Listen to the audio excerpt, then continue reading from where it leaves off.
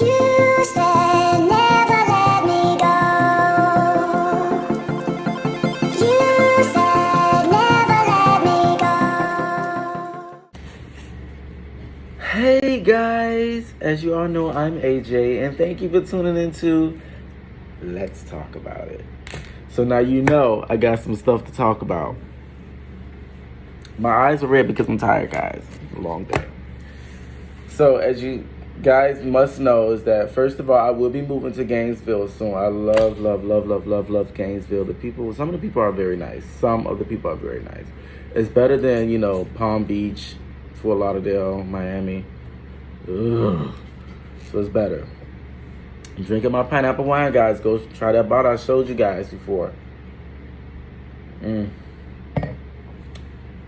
But anyway. So guys, in Gainesville, there's this popular breakfast place called the Flying Biscuits. And they call it the Flying Biscuits because they make their own biscuits. So their biscuits is homemade. They got some. When I go, I love to get this biscuit and gravy. It's the white gravy. Oh my God, one of my favorite things to eat. So good. So they got that. But this particular morning, I ordered the Southern style something. It had collard greens, eggs, and with bacon and some other stuff in it. But that was I'm not really into that. But it was good. It was okay. So when me and my friend got there, we sat there and we noticed, the last time we went, they told us, "Oh, did anyone seat you guys?" And we said, "No, you have to be seated." But these particular two couples was not seated. They just sat. So, when you're veterans of the place, it happens. Who cares? So we sat there. We had a good conversation. And all of a sudden, when we got up, my friend, I guess he locked eyes with the older gentleman behind me because we was already talking about, how people can be Trump supporters, how Trump supporters can be. Some of them can be very rude. I'm not saying all Trump supporters are like Trump. No. But what I am saying is some of them can be very, very rude. So when we got up, the guy kind of locked eyes with my friend, and shook his head and said, like, whatever. Now, knowing my friend, he would have went and confronted him and said, "Hey, do you know me from anywhere? You're looking at me like you know me," which I'm kind of glad because he can get a little bit heated. So, my question is, when are we going to get past the racism? When is the color of my skin? When is the color of my skin is going to stop offending you? When are you going to love me and accept me for me and realize I am me? And my skin tone is not going to change because I'm glad to be an African American man. And that's not going to change. So whether I want to be with a white man, Latin man, or whatsoever, or whatever you may have it, I'm going to be with them. Because it seems confusing to me because I don't hate any race. I like them all. So when are you going to stop allowing my skin color to defend you? What is it about my skin color that threatens you? Do you feel like I'm going to come and take what you got? Because I don't want what you have. My thing is I'm a very hard worker. And I earned my way to where I am. And still earning my way to get on to where I really want to be. So when are you going to, and it's so sad, because people always say, oh, racism. Let me just say this. Racism is taught. You are not born racist. You are not born racist. So racism is taught. If I can see, my thing is, why can't we look at the world through the eyes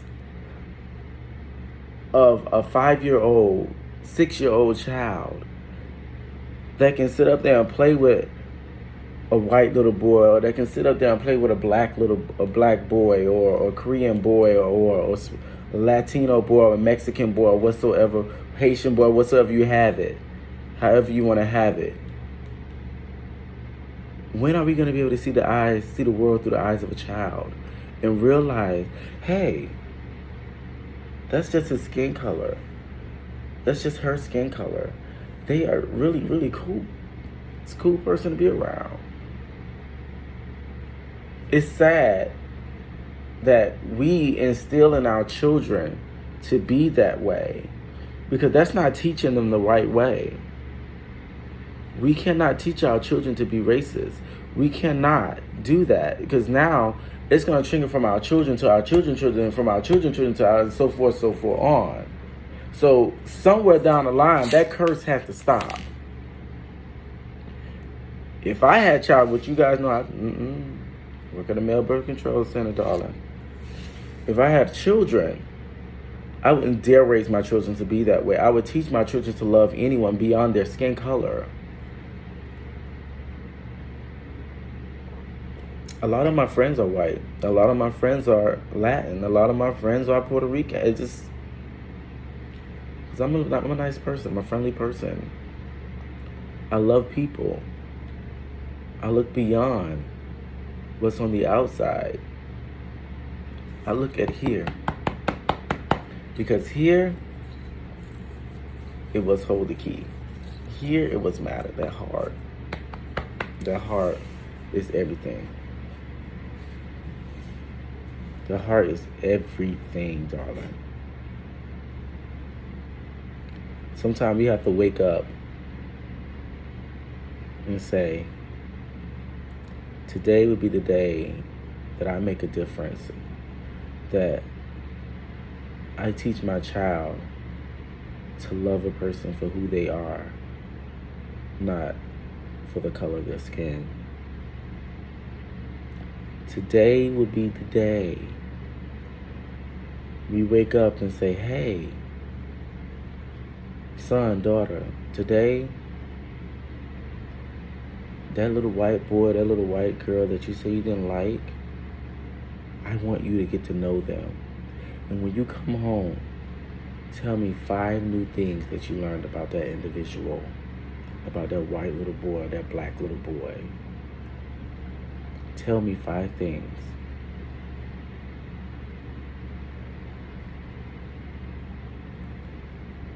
Love thy neighbor. Love thy neighbor. And I promise you, once we teach our children, and once we start looking at the world through the eyes of a 5-year-old child, this world will be a better place. Stop teaching hatred to these kids. Children are the last purebred, pure innocence we have of this earth. And the few adults out there that still have a non-hateful heart,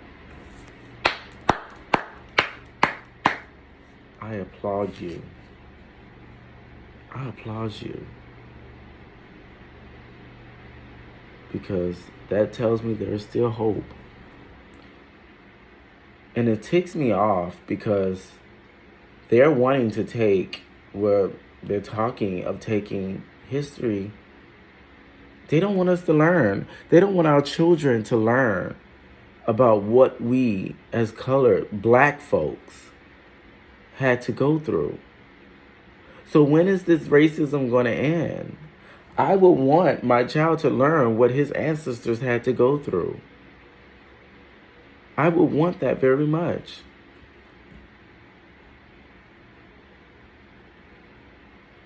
That way, he or she can take it down to her children or his children and say, no, this is what we went through.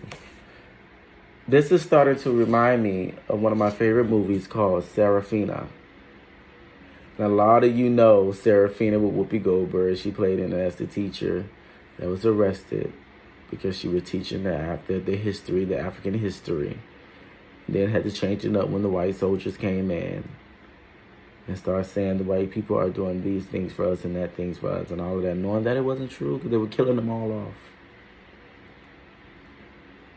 Serafina was a great movie, a great musical, I must say, but very truthful.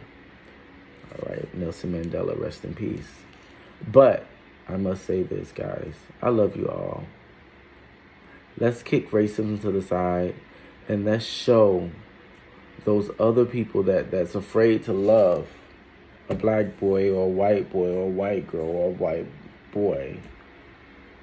Let's join hands, black and white. Michael Jackson say, heal the world, make it a better place. So that make it a better place. And that better place start with us. All right? With that being said, guys, I love you all. Stay blessed, stay calm, stay humble. And remember to keep yourself first.